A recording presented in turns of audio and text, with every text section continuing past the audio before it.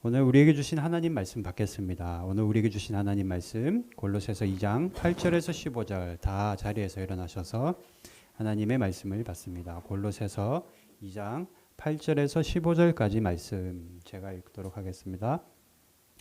누가 철학과 헛된 속임수로 너희를 사로잡을까 주의하라. 이것은 사람의 전통과 세상의 초등학문을 따름이요 그리스도를 따름이 아니니라. 그 안에는 신성의 모든 충만이 은혜로 거하시고 너희도 그 안에서 너희가 손으로 하지 아니한 할례를 받았으니 곧 육의 몸을 벗은 것이요 그리스도의 할례니라. 너희가 세례로 그리스도와 함께 장사되고 또 죽은 자들 가운데서 그를 일으키신 하나님의 역사를 믿음으로 말미암아 그 안에서 함께 일으키심을 받았느니라. 또 범죄와 육체의 무할례로 죽었던 너희를 하나님이 그와 함께 살리시고 우리의 모든 죄를 사하시고 우리를 거스르고 불리하게 하는 법조문으로 쓴 증서를 지우시고 제하여 버리사 십자가에 못 박히시고 통치자들과 권세들을 무력하여 드러내어 구경거리로 삼으시고 십자가로 그들을 이기셨느니라. 아멘. 다 자리에 앉겠습니다. 제가 기도하도록 하겠습니다. 사랑으로 충만하신 하나님 아버지 감사합니다. 한 주간도 하나님 아버지 저희들에게 믿음 주시고 또 평안 주시고 건강 주셔서 무탈하게 이렇게 만나 함께 예배 드릴 수 있는 것이 하나님의 은혜이고 사랑입니다. 오늘도 하나님 앞에 나와 예배 드리는 성도들을 마음껏 축복하여 주시고 오늘도 하나님이 전하시고자 하시는 그 말씀이 또렷하게 우리의 마음에 새겨지도록 하나님 은혜 베풀어 주시옵소서. 그저 왔다가 여러분 우리 사랑하는 성도들이 헛되이 앉았다 가는 시간이 아닌 정말로 주님 만나게 하여 주시고 그 뜻이 깨달아지게 하여 주시옵소서. 예수님의 이름으로 기도드립니다. 아멘. 할렐루야. 잘 지내셨습니까? 오늘 골로새서 2장 말씀 나누는데요. 여러분 인터넷에 보면 화제가 된 편지가 한 장 있어요. 우리는 일본에 사니까는 잘 모를 수도 있는데 한국 사람들이 이거 다 알아요. TV에 나오거든요, 이게. 무슨 편지였냐면은 할아버지가 손자에게 편지를 쓴 겁니다. 할아버지가 손자에게. 제목이 뭐냐면은 푸바오와 할부지예요. 푸바오와 할부지. 푸바오는 손자고 할부지는 할아버지죠. 이렇게 적은 거예요. 사랑하는 푸바오. 할부지가 너를 두고 간다. 꼭 다시 보러 올 거야. 잘 적응하고 잘 먹고 잘 놀아라. 2024년 4월 3일. 이 사육사가 이게 판다 고모에게 쓴 편지입니다. 사육사 할아버지가 판다 고모에게 쓴 편지인데요. 왜 이 편지를 썼냐면은 서울에서 키우던 판다 고모 중국으로 돌려보냈어요. 중국으로 돌려보내면서 이 판다곰을 애지중지 키웠던 그 사육사 할아버지가 판다곰에게 편지를 쓴 거예요. 근데 이게 한국에는 이 예능 프로에 나오는 바람에 굉장히 이것이 요즘에 핫 이슈가 되었습니다. 푸바오와 할아버지. 편지, 판다곰에게 편지를 썼는데 그 할아버지의 그 마음이 너무나도 이게 애틋한 마음이 있는 겁니다. 너무나도 판다곰을 애지중지 키웠고 사랑하는 마음이 편지에 묻어놨기 때문에 사람들이 이걸 너무 관심을 가지는 거예요. 그러니까 여러분 그런 것 같아요. 여러분 편지 언제 써보셨어요? 편지. 요즘 사람들 편지 안 쓰잖아요. 저도 뭐 편지 언제 써봤는지 기억도 나지 않습니다. 그런데 여러분 그거 아시죠? 옛날에 여러분들 연애할 때 편지 한 번씩 다 써보셨죠? 예? 여러분 어때요? 여러분 편지는 참 희한한 것 같아요. 분명히 글자인데 우리 감정이 거기 담겨요. 보면은 편지에. 분명히 글자이고 그냥 글일 뿐인데 이 편지에 이상하게 우리 마음이 담긴다라는 거예요. 그러니까 바울도 마찬가지였을 거예요. 교인들을 사랑하니까 여러분 사랑하면 보고 싶잖아요. 사랑하면 그립잖아요. 그러니까 구구절절 편지를 썼는데 그 편지가 바로 골로새서입니다. 골로새서. 골로새 교회에 그 바울이 사랑하는 마음을 담아서 편지를 썼는데 그것이 골로새서구나. 골로새서. 이걸 여러분 바울이 언제 썼냐면은 우리가 읽은 이 골로새서를 감옥에서 썼습니다. 감옥에서 수감된 상태에서 이 편지를 썼다라는 거예요. 그래서 골로새서를 우리는 옥중서신이라고 말합니다. 자, 중요한 것은 어디서 썼던 그게 중요한 게 아니라 왜 썼냐라는 거예요. 편지를. 감옥에 있으면서 왜 골로새 교회에 편지를 썼냐. 성경은 거기에 대해 뭐라고 얘기하냐. 4절 말씀 볼까요? 다 함께 오늘 본문 4절 말씀 같이 있습니다. 내가 이것을 말함은 아무도 교묘한 말로 너희를 속이지 못하게 하려 함이니. 내가 이 편지를 너희들에게 써서 붙이는 이유는 너희를 속이는 자들이 너희를 속이지 못하게 하기 위해서 내가 이걸 쓴다. 무슨 말이냐면은 골로새 교회 안에 이단이 들어온 겁니다. 이단. 여러분. 거짓 진리를 말하는 이단이 골로새 교회 안에 들어왔다라는 거예요. 이단이 뭘 말해요, 여러분? 이단 말하는 거 거의 다 비슷해요. 들어보면. 절기를 지켜야 된다. 월삭을 드려야 된다. 율법을 지켜야 된다. 게다가 골로새 교회에 들어온 이단들이 뭐라 얘기하냐면은 금욕해야 된다. 그래야지 구원받을 수 있다. 금욕. 붙잡지도 말라. 맛보지도 말라. 만지지도 말라. 쳐다도 보지 말라. 철저하게 금욕적인 생활, 내 육신을 억압하는 삶을 살아야만 구원받을 수 있다. 예수로는 부족하다. 어떻게 생각하세요, 여러분은? 여러분들 구원받았다. 여러분 구원받은 것을 제가 지난주에도 말씀드렸지만 이건 우리 감정에 의지하는 게 아니에요. 여러분 이미 구원받았습니다. 여러분들은. 그런데 여러분 이 구원받는 일에 예수님으로 혹시 부족합니까, 여러분? 내가 예수님을 믿는 이 믿음으로는 구원받는데 뭔가 부족한 것 같아요? 부족하다. 나라도 뭘 좀 보태야지. 예수님 십자가 보혈로는 뭔가 부족하다.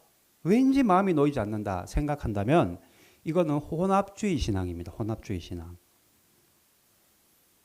예수 그리스도의 그 십자가 사건에다가 내가 막 여러 가지를 섞은 거예요. 혼합주의 신앙. 그걸로는 안 된다라는 겁니다. 구원받았으면은 우리가 율법도 지켜야 되고 그래서 절기도 지켜야 되고 월삭도 지켜야 되고 헌금도 많이 해야 된다. 그래야 구원받은 거지. 어떻게 예수님을 믿는 믿음으로만 구원받을 수 있겠는가.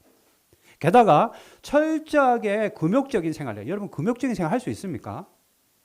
못합니다. 못해요. 예? 어떻게 금욕적인 보지도 말고 만지지도 말고 냄새도 맡지 말고 쳐다도 보지 말라고 하는데 누가 그러면 예수 믿고 교회 나오겠습니까? 여러분. 저라도 안 할 것 같아요.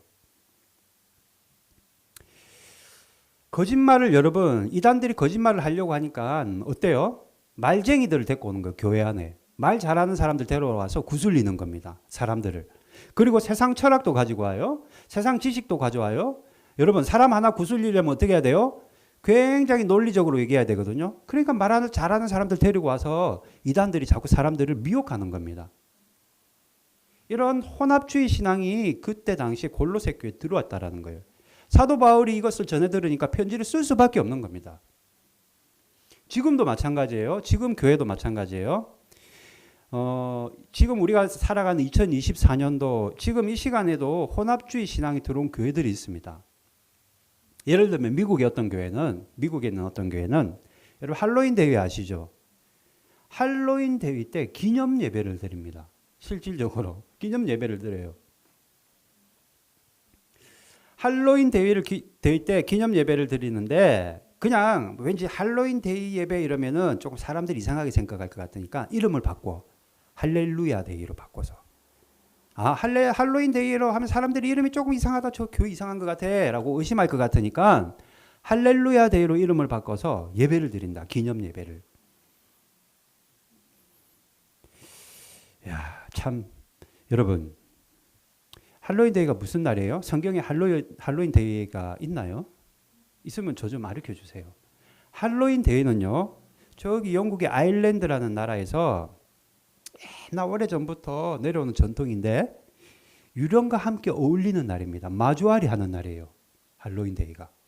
왜 유령과 함께 어울리냐면 여러분 인간이 유령에게 해를 받지 않으려고 해코지 당하지 않기 위해서 나도 유령인 척 해야 돼요. 같은 유령인 척. 그래서 할로윈 데이 때 어떻게 해요? 유령 분장을 하잖아요. 그러면 유령이 저 사람도 유령이다 싶어서 해코지를 안 한다라는 거예요. 해를 받지 않기 위해서 나도 유령 분장을 하고 있는 거예요. 할로윈 데이라는 게요, 여러분, 지금은 많이 변질돼서 술 먹고 흥청망청 노는 날로 지금 사람들이 지키지만 실은요, 죽음의 영과 유령과 함께 어울리는 날이 할로윈 데이입니다. 여러분 웃기지 않습니까? 예수님이 죽어서 부활하셨는데, 예?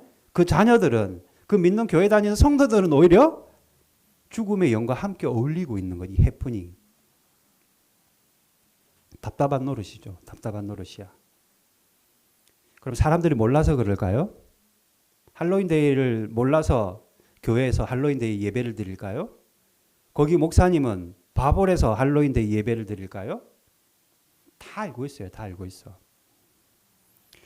그럼에도 불구하고 교회 안에서까지 할로윈 데이 기념 예배를 드리는 이유는 다름이 아닙니다, 여러분. 그 십자가에 대한 그 복음, 예수 그리스도가 나를 구원하셨다라는 그 십자가 복음과 구원하심이 명확하지 않기 때문입니다. 예수 그리스도의 그 십자가 복음이 나에게 명확하지 않으니까 그 고백이 저와 여러분에게 명확하지 않으면 미혹되는 겁니다, 그냥. 여러분 이걸 꼭 기억해야 돼요, 여러분. 우리를 죄와 사망에서 구원하신 분은 예수 그리스도, 오직 그분 한 분밖에는 계시지 않습니다. 그분의 그 피, 보혈, 어린 양의 피가 우리 죄를 다 덮어서 깨끗하게 용서하는 능력이 있는 피다라는 겁니다.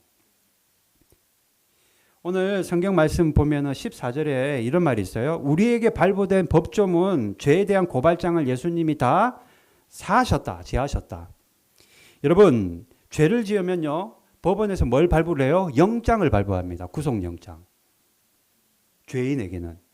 마찬가지예요. 우리는 예수 믿기 전에 다 죄인이었어요. 때문에 하늘나라에서는 우리 이름 앞으로, 우리 이름 석자 강영준이라는 이름 앞으로 여러분 구속영장이 발부된 상태였어요. 그런데 예수 그리스도께서 우리 이름으로 발부된 그 영장을 십자가 위에서 다 찢으셨다라는 거예요. 십자가 위에서 이 발부된 법조문 구속영장을 다 사하셨다, 찢어버리셨다.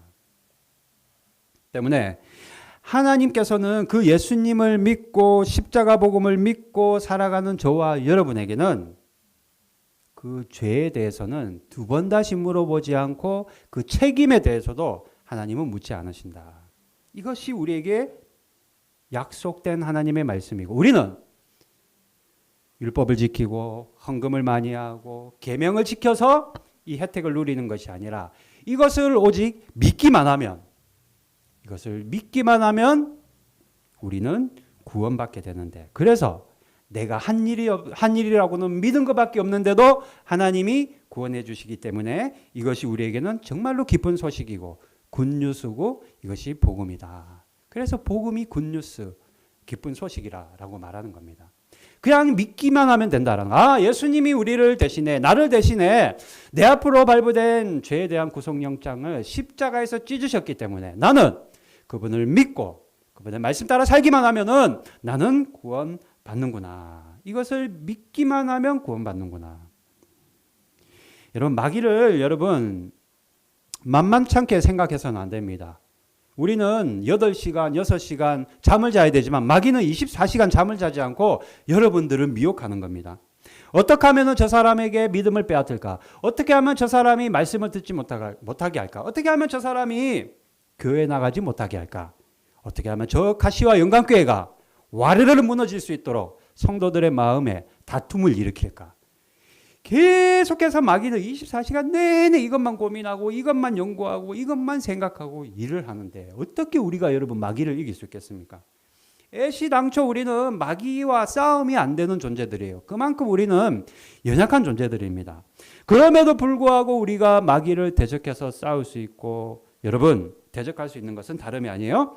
예수님을 믿는 믿음으로 우리가 싸우고 대적할 수 있는 것이다. 15절 말씀 볼까요? 15절 말씀 같이 읽습니다. 시작. 통치자들과 권세들을 무력화하여 드러내어 구경거리로 삼으시고 십자가로 그들을 이기셨느니라. 예수님께서 통치자들과 흑암의 권세들을 무력화시키시고 드러내어 구경거리로 삼으시고 그들을 흑암의 권세들을 십자가로 그들을 이기셨다라는 거예요. 십자가 지실 때 이기셨다라는 겁니다. 어떻게 보면 우리는 이긴 싸움을 하고 있는 거예요. 여러분, 예수님께서 통치자와 어둠의 권세를 이기셨다. 그래서 우리는 구원받은 겁니다. 이 복음은 단지 믿음으로 취하는 거예요. 믿음으로. 이것이 믿어질 때, 이것을 우리가 믿을 때 내 삶 가운데 이 복음의 효력이 나타나는 겁니다. 이것이 분명해야 된다. 아, 십자가 복음, 예수 그리스도의 구원하심이 믿어질 때 내가 구원받는 것이구나. 그리스도의 구원하심, 이 복음이 믿어져야 구원받는 것이고 구원받은 자들에게는 하나님께서 죄에 대해서는 묻지 않으시겠다 약속하셨다. 예수님 안에 그래서 모든 보화가 감추어져 있다라고 하나님이 말씀하셨습니다. 신령한 보화, 금은 보석이 예수님 안에 있어라고 하나님께서 우리에게 말씀하시는 거다라는 거죠. 그런데 사람들은요, 예수님 안에 보화가 있는 줄을 몰라요. 예수님 안에 구원이 있는 줄을 모릅니다. 사람들은 엉뚱한 곳에서 내 인생의 보화를 찾으려고 합니다. 관계를 중요시하는 사람들은요, 저 사람이 나를 어떻게 생각하지? 저 사람이 나를 어떻게 평가하지가 중요해요. 그 사람은. 거기서 보화를 찾으려고 하는 거예요. 또는 배우고 많이 가짐으로 만족하려고 해요. 배우고 많이 가짐으로. 또는 육체적인 쾌락으로 만족감을 가지려고 합니다. 기쁨을 얻으려고 합니다. 많은 사람들은요, 돈을 많이 벌어가지고 내 인생이 행복한 걸로 여러분 생각합니다. 돈을 많이 벌어서. 그런데 어때요? 돈 많이 벌어보고 많이 가져보고 많이 높아져 봤는데 오히려 인생이 공허한 거예요. 채워지지 않는 구멍이 있는 거예요. 내 마음 안에. 왜 그럴까요? 왜 행복하지도 않고 돈도 많이 벌고 많이 배우고 지위도 높아지고 회사에서 승급도 많이 되고 장사도 잘 되는데 왜 내 마음은 공허합니까?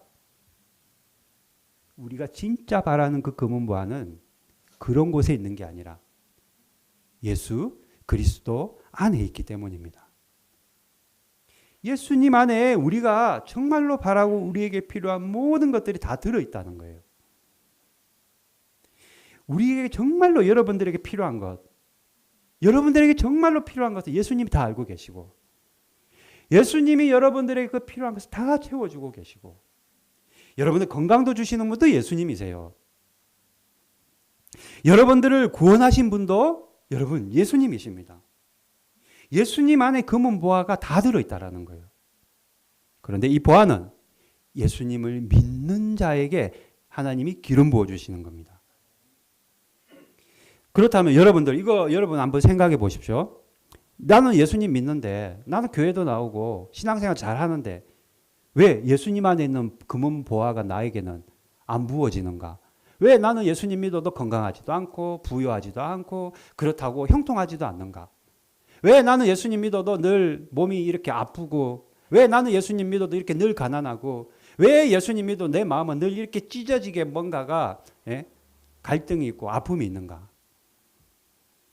여러분 그런 스스로 질문 안 해보셨습니까 혹시? 예수님 믿으면 여러분 복 받아야지요. 축복 받아야지요. 예수님 믿으면 다 잘 돼야지요. 그런데 왜 예수님 믿고도 여전히 내 삶은 그대로냐는 거예요. 왜일까요, 여러분? 여러분, 우리가 이렇게 오늘 주일이라고 교회에 나와서 이렇게 예배드리고 믿음으로 산다고는 실은 우리가 말을 하지만 실질적으로 저와 여러분이 오해하지 마요. 저도 포함돼서요. 오늘 예배드리고 밖에 나가잖아요. 밖에 나가면 밖에 나가서의 실제적인 우리 삶은 예수님과 관계없는 삶을 우리가 살아가기 때문입니다.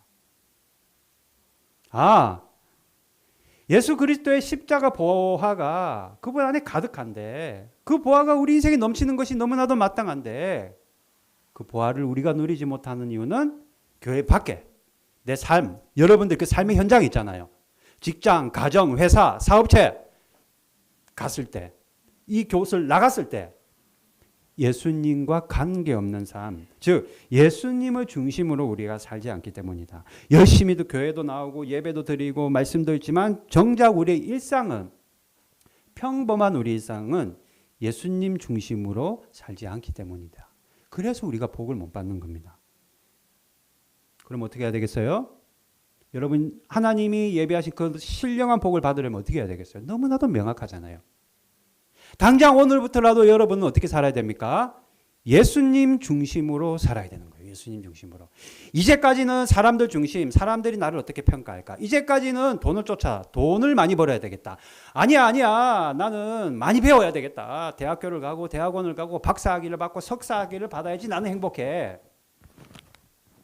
그런 나 중심의 생활이 아니라 우리의 모든 일상이 예수님 중심으로 살아갈 때 여러분, 우리는 그분의 그 놀라운 축복과 은혜가, 즉 기름 부음이 있는 인생을 우리가 살아갈 수 있는 것이다. 이게 너무나도 중요하다라는 거예요. 너무나도 명확한 것은 복 받기 위해서라는 예수님 중심으로 살아야 된다라는 거예요. 예수님 중심으로 살면 반드시 하나님이 예비하신 하늘나라의 신령한 복, 건강의 복, 장수의 복, 풍요의 복, 그리고 형통의 복, 건강의 복, 다 우리에게 그것들이 기름 부어지는 것이다. 여러분, 찬양 가운데 복의 근원 강림하사, 복의 근원이래요. 누구보다도 우리에게 복 주시기를 원하고 우리가 복 받기를 원하시는 분이 예수님이십니다. 예수님 때문에 우리가 여러분 예수님 중심으로만 살아간다면은 축복된 인생을 살아갈 수 있는 거예요. 여러분들이 바라는 것들을 누리며 예수님이 채워주시는 그 신령한 복을 누리며 살아갈 수 있는 것이다. 그런데 제가 오늘 이렇게 우리 예수님 중심으로 살아갑시다 이러면은 여러분들 가운데 속으로 그게 어떤 삶인데, 그러니까 예수님 중심이 어떤 삶이냐고 스스로 질문하는 분들이 계실 겁니다. 어떻게 예수님 중심으로 사는 것인가? 모르겠다. 목사 너가 말해봐. 말해볼게요. 오늘 여러분 제가 예수님 중심으로 사는 삶에 대해서 막 이것도 해야 되고 뭐 저것도 해야 되고 이런 말 안 드릴 겁니다. 하나만 얘기 드릴게요. 하나만. 여러분, 우리가 예수님 중심으로 산다라는 건요, 특별한 게 없어요. 말씀과 기도로 사는 것이 예수님 중심으로 사는 겁니다. 따라합시다. 말씀과 기도로 사는 것이 예수님 중심으로 사는 것이다. 여러분, 이단들 같이 율법도 지켜야 돼. 그래야 예수님 중심으로 살 수 있어. 헌금 많이 해야지. 너 그런 식으로 해서 너 어떻게 복 받겠냐? 에? 아니에요. 그렇지 않습니다. 여러분들이 일상에 나가서 여러분들이 그 삶의 그 현장 있잖아요. 거기에 나가서 말씀과 기도로 사는 그것이 바로 예수님 중심으로 사는 삶입니다. 여러분, 지난 한 주간 얼만큼 말씀을 읽고 어느 만큼 기도하다가 이 자리에 오셨습니까? 스스로에게 질문 던져버려야 돼요. 스스로에게 질문을 던져보고 스스로가 그렇지. 나는 예수님 중심으로 살았구나. 아이고 나는 부족하구나. 예수님 중심으로 살지 못했구나. 말씀과 기도로 살지 못했구나. 그럼 오늘 이 말씀을 붙잡아야 됩니다. 다시 붙잡아야 돼요. 여러분, 말씀 읽고 기도하는 거 타협해서는 안 됩니다. 절대 타협해서는 안 돼요. 스스로와 타협하기 시작하면은요, 다음에 하지 내일부터 하지 나중에 시간 되면 하지. 스스로 타협하기 시작하면은요, 여러분 틈이 있으면은요, 절대로 예수님 중심으로 살 수 없습니다. 그 조그만 틈을 타고 마귀가 들어오거든요. 그 틈을 타고. 여러분 말씀 읽고 여러분 기도드리지 않으면요, 예수님이 예배하신 그 보물을 발견도 못할 뿐만 아니라 절대로 받아 누릴 수 없습니다. 절대로. 말씀과 기도. 제가 요즘에 저희 아내에게 여기 앉아 있지만 아내에게 가끔 하는 말이 있어요. 기도를 더 해야 되겠다. 기도를 더 해야 되겠다. 기도를 더 해야 되겠어요. 박사모님이라고 제가 종종 얘기합니다. 차 타고 퇴근하고 집에 갈 때요.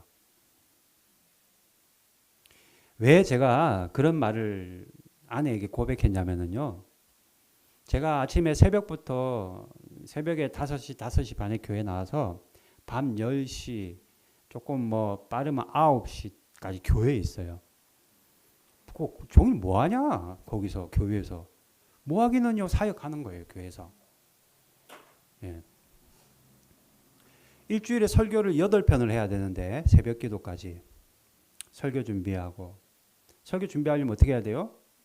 또 연구해 봐야 되잖아요. 이게 정말 무슨 말인가? 연구하고 설교 준비하고, 때로는 신방 가고 어제처럼, 또 때로는 전도 가고, 또 때로는 교회 이것저것 챙겨야 될 것이 있는가 챙기고, 또 때로는 행정적인 컴퓨터 사역도 하는 거예요.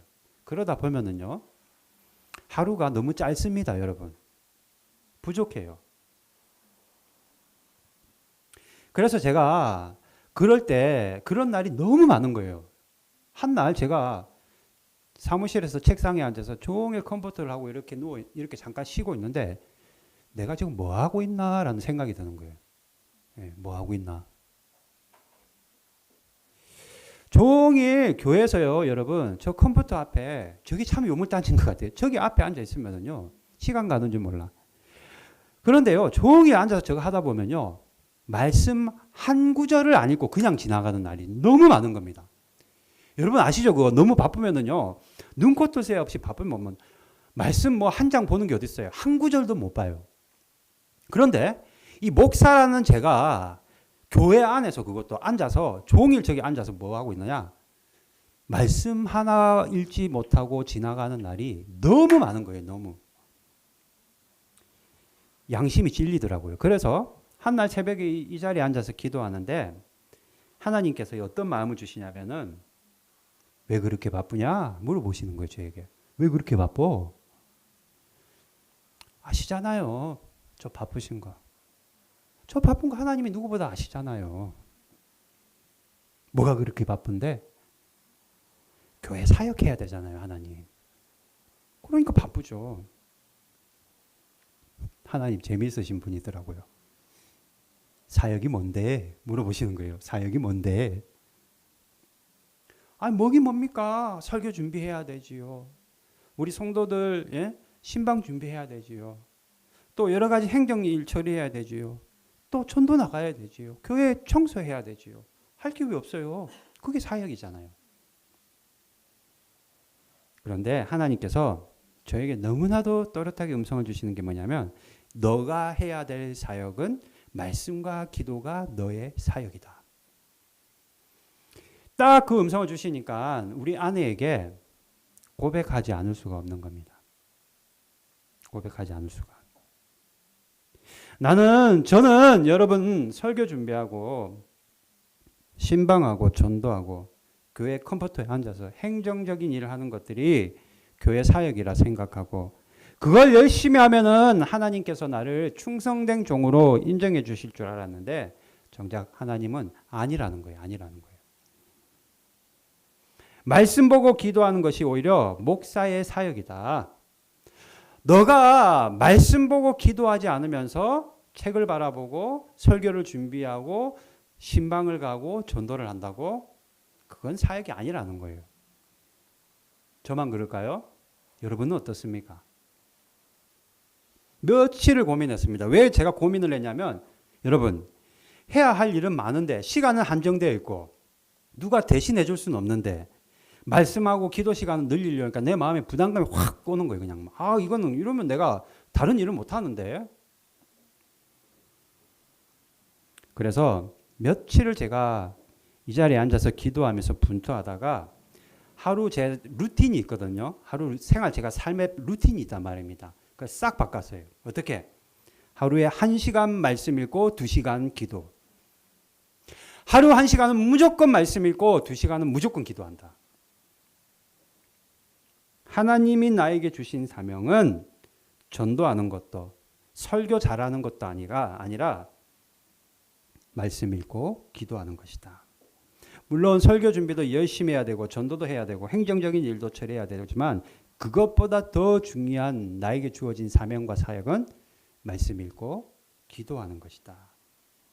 아, 그렇구나. 내가 일본에 온 이유가 뭐 이리저리 다니면서 전도하고 그러려고 온 것이 아니라 이 자리에서 나에게 주어진 이 자리에서 하나님이 허락하신 내 자리에서 말씀 읽고 기도하는 것이 하나님의 사역을 하는 것이구나. 이걸 딱 깨닫고 나니까 예수님이 하나님의 사역, 공생의 사역 시작하실 때 예수님께서 40일 기도를 하셨거든요. 40일. 그러니까 이제 왜 기도했는지를 이제 알겠는 거예요. 예수님이 말씀으로 사탄을 이기신 이유도 이제 알겠는 거예요. 말씀과 기도를 해야 되는 이유를 알겠는 거예요. 그때서야. 여러분 꼭 기억하십시오. 여러분 우리가 예수님 중심으로 산다는 건 다른 게 아닙니다. 말씀으로 그분을 알아가고 그분과 교제하는 것. 그것이 예수님 중심으로 살아가는 것이다. 이 세상 아무리 여러분 어렵고 힘들고 살아가는 게 팍팍하다 하더라도 여러분 말씀과 기도가 내 삶 가운데 분명하게 그 시간이 세워져 있다면은 반드시 여러분 세상을 이기고 곤란을 이기고 환란을 이기고 시련을 이기게 되는 겁니다. 말씀과 기도가 없으면 그냥 넘어지지만 예수님께서도 우리가 말씀과 기도로 살아가면 반드시 세상을 이긴다라고 말씀하셨기 때문입니다. 예수님이 십자가에 달리시는 밤 로마 군인들에게 붙잡혔을 때 제자들이요 혼비백산 다 도망갔습니다. 와 큰일 났네. 예수님이 잡혔다. 야 빨리 도망가자. 우리까지 잡혀서 큰일 나겠다. 다 도망갔어요. 혼비백산 해가지고. 예수님도 같이 도망갔나요? 아니요. 예수님은 뭐 하셨느냐? 평소와 마찬가지로 말씀 붙잡고 기도하셨어요. 그게 마가복음 14장에 있습니다. 마가복음 14장. 다시 나아가 동일한 말씀으로 기도하시고 다시 나아가 이제까지 늘 나갔는데 그날 또 나갔다라는 거예요. 동일한 말씀으로 기도하시고 이날이 언제냐면 예수님이 잡히시는 밤 로마 군인들이 칼을 들고 잡으러 온 그 시간이었습니다. 제자들은 다 도망가고 주랭랑을 쳤는데 예수님은 그 와중에도 어떻게 해야 돼요? 말씀 붙잡고 기도하셨다. 사랑하는 성도 여러분, 오직 말씀과 기도로 나아가야만 합니다. 여러분, 꼭 여러분 말씀과 기도로 나갑시다. 절대로 타협하면 안 돼요. 이거는 뭐 여러분 밀어서도 안 되고 타협해서도 안 돼요. 왜요? 다른 일에 밀려서는 안 돼. 여러분 구원받는 일보다 여러분 생명 얻는 일과 여러분 천국 가고 지옥 가는 일보다 중요한 게 이 땅에 뭐가 있어요? 돈이 중요합니까? 아니면 사람이 중요해요? 그러면 그렇게 하세요.